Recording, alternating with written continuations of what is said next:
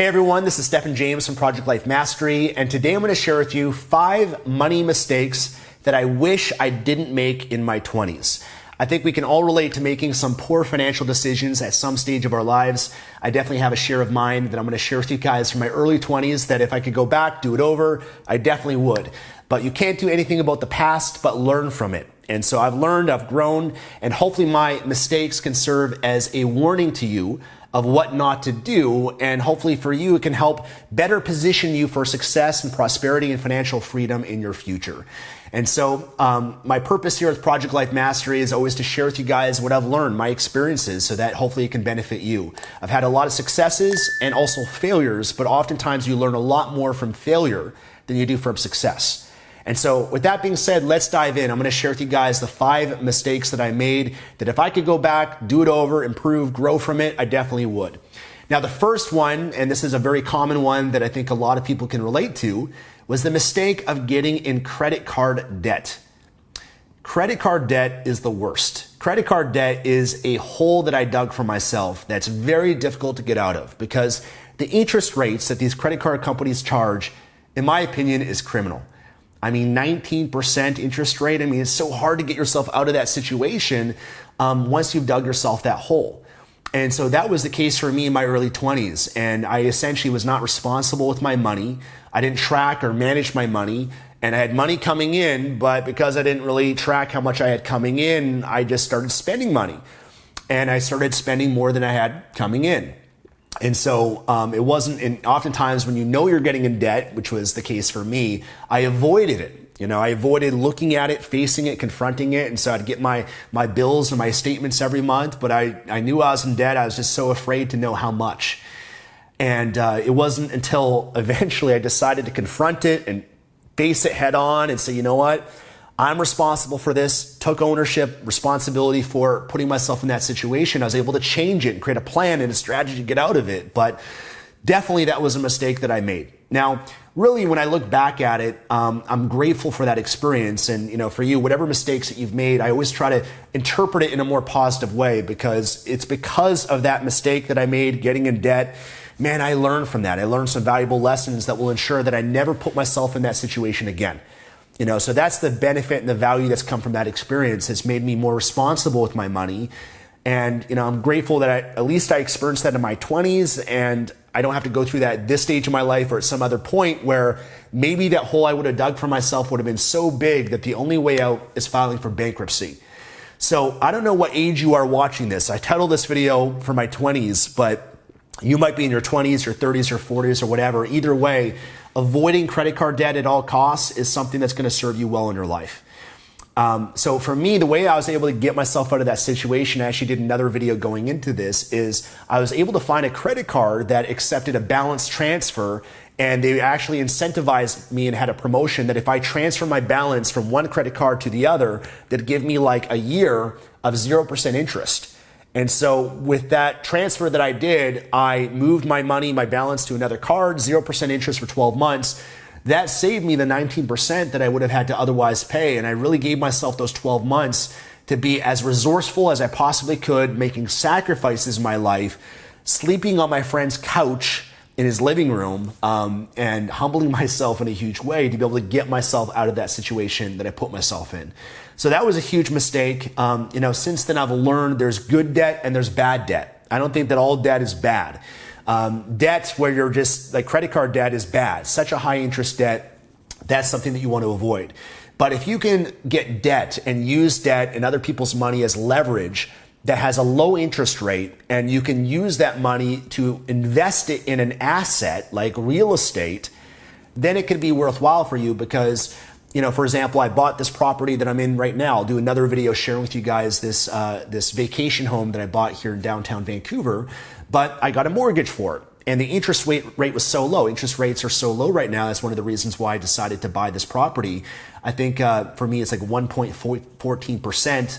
5-year as a variable loan. And, you know, with this place, it's going to appreciate more than the 1% or whatever it is that my interest rate is. And so I'm borrowing a large sum of money at such a low rate, and it's going to appreciate at a much higher rate than that. Same thing, by not having all my money tied up into a real estate property like this. Well, I can borrow money at a low rate, and I could take the other money that I'd have and I can invest it in stocks or other investments that can give me a 10% return. And so knowing how to use leverage in an intelligent way and doing the math on it, borrowing money and getting into some debt can actually be a huge advantage for you that can help you accelerate your wealth. But you have to use debt in an intelligent way and really know what you're doing and be very careful about digging yourself a hole. For me, the only debt that I have is mortgages for investment properties, and I use that intelligently. But credit card debt, I stay away from. I did at one point have a car loan for a car that I had purchased, and the interest rate was quite low for that, so it did make sense because then I could have my money invested in other assets and vehicles. And so those are valuable lessons that I've learned, but really just staying away from credit card debt is the most important thing that I could share with you guys. If you don't have the money to buy something, don't buy it. Okay, don't use your credit card for it if you don't have it. And be smart, be conservative around your finances, and that will serve you well long term. So that's the first mistake. Now, the second mistake that I made in my 20s was spending money on things that really provided no long-term value in my life. Spending money on video games, entertainment, going out drinking, alcohol, going out for dinners, enjoying appetizers and desserts and things like that, which are okay to enjoy once in a while. But when you are overly consumed with that and you're spending all your money on that, then in my opinion, that's not responsible. That really set me back a lot in terms of where I could be right now in my life financially, because I had money coming in and I was just kind of living paycheck to paycheck. The money that I had coming in every 2 weeks was going out the door. I was just spending it. And oftentimes I was looking forward to my paycheck because the weekend's coming around. I get paid on Friday. This weekend I can spend my paycheck and go out with my friends and party. And what I found is that a lot of those things that I was indulging in and spending money in, they were kind of like empty calories. They're things that I look back upon in my life now at 35 years old. I look back at the money that I just kind of wasted on things in my early 20s. I'm like, I can't even remember those moments and those days and those experiences, especially when you're consuming alcohol, you don't remember it at all. And if instead of just spending my money on eating out and these immediate instant gratifications that gave me pleasure in the moment, instead of spending my money on those things, if I instead saved that money, delayed gratification, and maybe I invested that money into a stock or an index fund or something that would appreciate in value long term, or maybe if I invested it more into myself, in books and knowledge and programs and courses and mentors and seminars, etc., then those are things that provide long-term value in my life that would better serve me today at 35 or when I'm in my 50s and 60s and beyond that, especially when you really understand the power of compounding, the power of investing your money and then allowing it to grow and be reinvested over a long period of time. That, $100 that I blew in a weekend could really be worth so much more if I had invested that wisely by the time I'm 60 years old, and it compounds over that period of time. That can make a huge difference in the quality of my life. And so there's a lot of things like that that I just kind of wasted money on. I was not responsible with my money. And I'm not like anti-fun and saying, you got to save every dollar that you make and, not have any fun in your life. There's a balance of it, obviously. But for me, I think it was just irresponsible because I wasn't saving, I wasn't investing as much as I should have, and using my money in an intelligent way. And so that cost me. That was something that I definitely regret, and definitely something that I would do over again if I could. Now, I think there's some things that are worth investing in, okay? I shared with you investing in assets, stocks, other companies, real estate, your own business. Those are things that will appreciate in value, okay? They're not empty calories that you just spend money in and then that money's gone. It provides no other value for you except for that immediate pleasure that you got that maybe only lasted for 10 minutes, 30 minutes, an hour at most.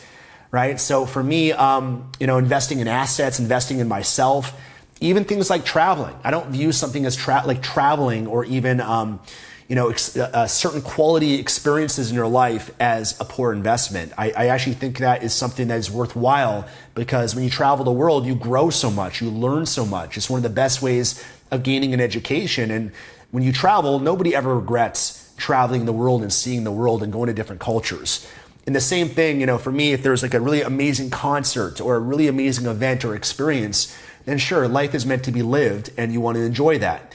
I'm talking more about the things that, going out to, expensive restaurants or just drinking every weekend. Those are things that over time, once in a while is okay, but over time you're just throwing your money down the toilet and it's hurting you long-term financially in your life. So that is something that I've learned, and I've also learned that if you can delay that gratification, then hey, once you're in your 30s or 40s or 50s, then you can really enjoy your life a lot more because you were smart with your money in your 20s. And so for me, I've been willing to make those sacrifices in my life and always think ahead and still have a balance of still having some enjoyment along the journey. So that's what I've learned. Now, the third mistake that I made was not educating myself about money or investing. Just not even knowing about it, not even making it a priority in my life. Money is something that, obviously is an important part of life. And if you neglect it, if you avoid it, if you just say and have a story, I'm not good with money and I'm going to give that responsibility to someone else, or you just, don't allow yourself to be responsible with it, then you're going to pay a price at some point in your life. And so for me, in my early 20s, I didn't care about money. I didn't focus on it. I didn't put any attention into it.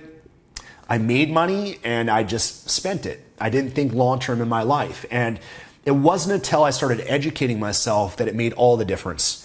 Really understanding what money is and how to generate money and how to add value. And, really money is just the byproduct of value that you add either to your employer. So if you improve yourself, become more valuable, and you add more value, you get paid more. You get paid in proportion to the value that you add to the marketplace. Same thing with the business. If I add value to people's lives, I create a product, content, something, and I innovate that is better than everything else out there, and I'm providing value, then money will follow that. So really understanding how money works and how to make money, but also understanding how to manage money, which I was not good at. Becoming a good money manager, really learning how to be on top of my finances, learning about real estate, learning about stocks, learning about business, learning about marketing, and really improving my skills that could help me generate more wealth in my future. Those are all things that was a mistake not learning early enough, and unfortunately I didn't learn that in school. I'm not sure if you did or not, but I wish schools educate people about these things, because I think people would be a lot better off. My parents, were not good with money. Went through a bankruptcy when I was younger, which was very painful to go through. Had to sell our house that my dad built. It was really challenging, but they never taught me about money.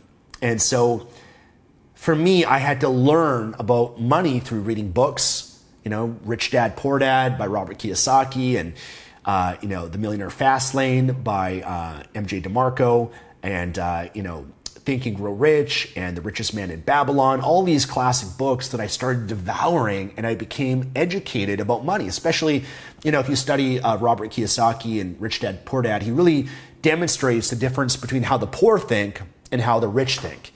And I had a lot of poor beliefs, a lot of poor habits in my life that weren't serving me in my life. And so I had to make that shift, and making that shift made all the difference for me. So not educating myself about money, investing, I think that's a huge mistake. And the more that you put it off, the more that you avoid it, you're just kind of making it harder for yourself longer, because the sooner that you get this handled in your life and you become educated, the sooner you're going to make better decisions with your money and you'll benefit from it in your future. Now, the fourth mistake that I made was not investing enough in myself or in my future. So let me share what I mean on this. I did thankfully invest when I was 18 years old. I read a book called, it was called The Wealthy Barber by, I forget what his name was. The Wealthy Barber is a Canadian author, David Chilton.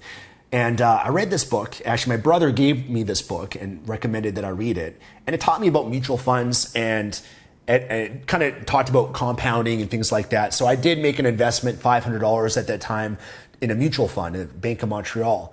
And that was one of the best things that I did. And I did make some good decisions in my 20s for sure. But But not investing enough really cost me, because I look at my portfolio today and where I'm at, and man, I think if I was willing to invest more back in those days in my 20s, I'd be in a much greater position today.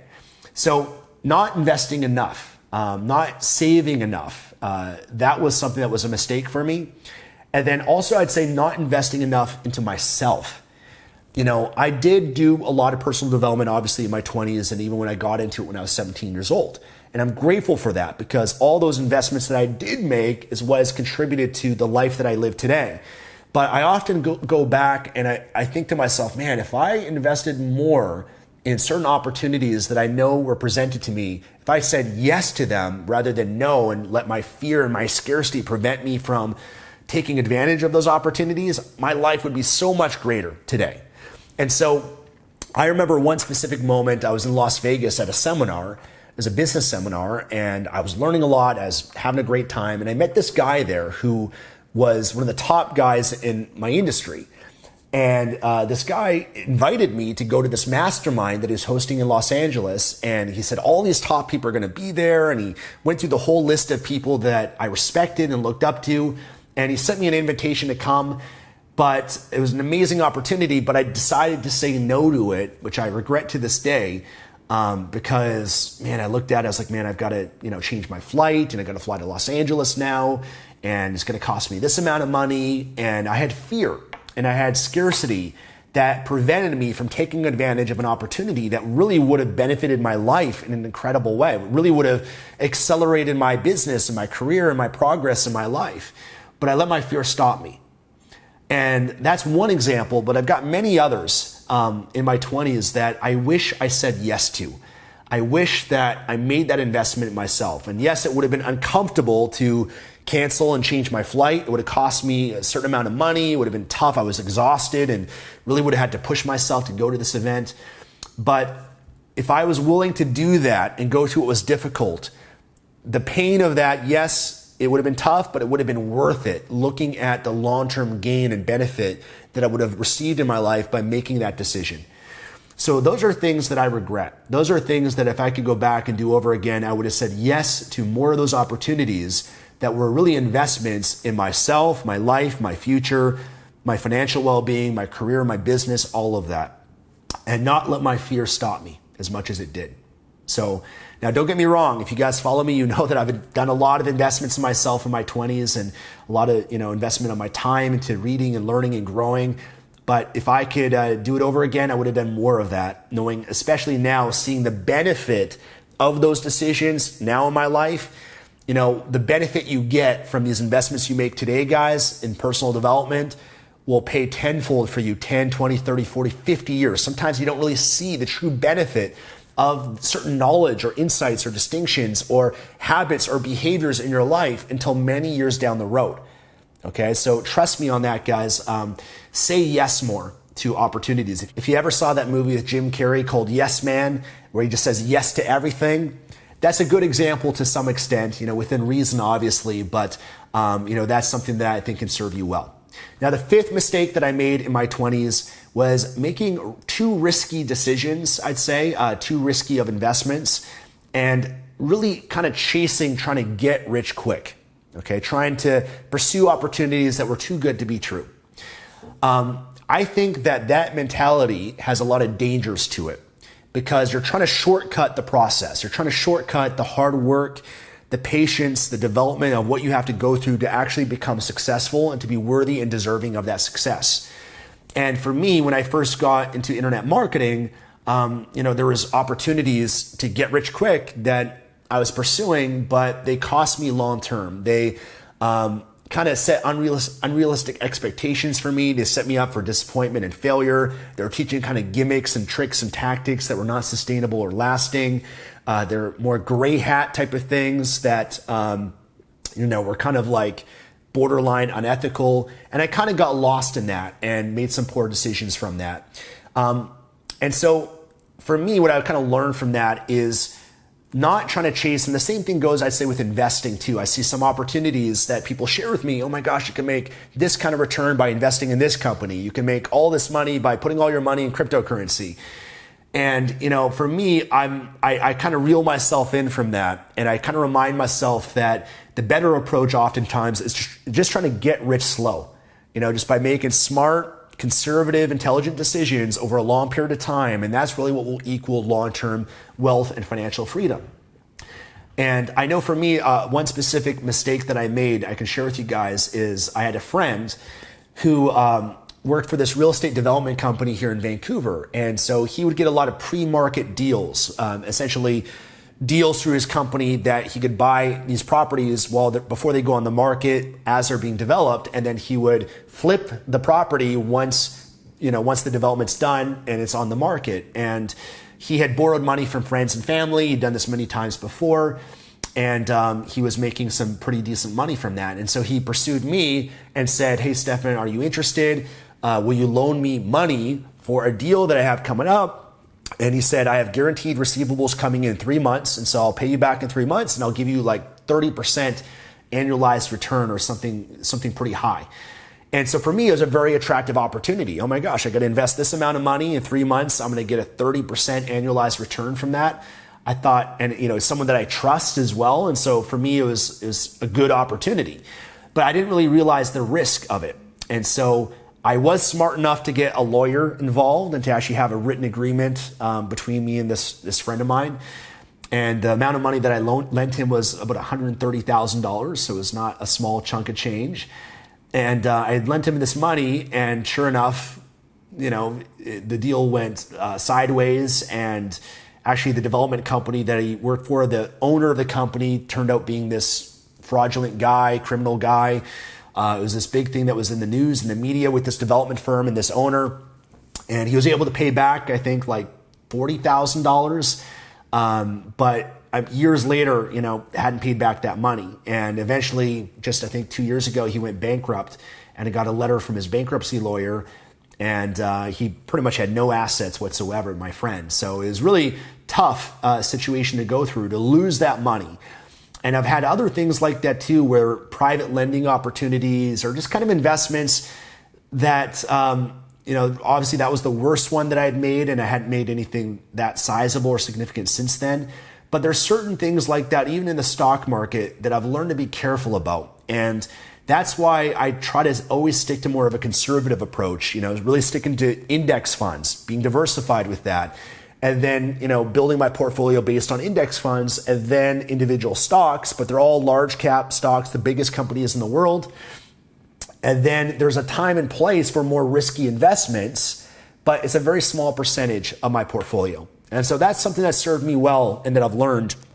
And that's, I do invest in volatile and risky investments like cryptocurrency, small cap companies and stocks, certain emerging markets and industries like cannabis, for example. There's certain things like that I invest in. I understand the risk and the volatility of it, but it's a small amount of my portfolio.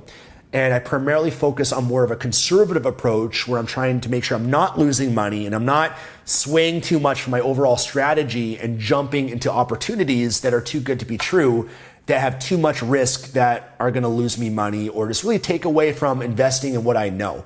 Something that Warren Buffett talks about is investing in what you know. And when you start investing in things that you don't know, you don't understand, just because it sounds good or people are telling you about it or it's popular in the media, then that's something that for me has led to some poor decisions financially. And so for me, at the position that I'm in, is getting a lot of opportunities that, sure, yes, I could have taken advantage to some and made a lot more money from. I'm very mindful of making sure that I've got a good strategy to ensure that I preserve my wealth and my assets, and I don't go too far away from, my strategy and just trying to chase high returns and trying to get rich quick type of thing. So those are the 5 things that were mistakes, things that I've learned. I'm grateful that these mistakes that I made did not dictate, my long-term future. They're mistakes that were manageable. They're mistakes that I learned from, I've grown from.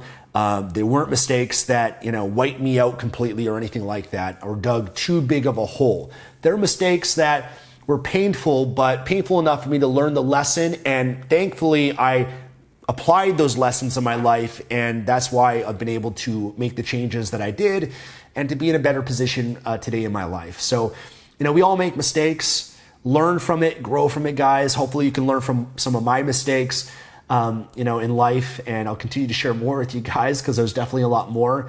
But as long as you make better decisions and winning decisions more than you're losing ones, I think that's the key, because you can't let a fear of failure prevent you from taking action. As an investor, as someone that's going to create a business or whatever it is, you have to take some risk and you have to accept some of the loss with that. And that's okay if you lose once in a while, as long as you're winning a lot more. And so the losses that you have, which you will have, learn, grow from them, and that will help you make better winning decisions long term. So I hope you guys benefited from this. I'd love to hear from you in the comment section. What's a mistake that you've made? Can you relate to any of the mistakes that I've shared with you? Let me know below in the comments. I'd love to hear what that is.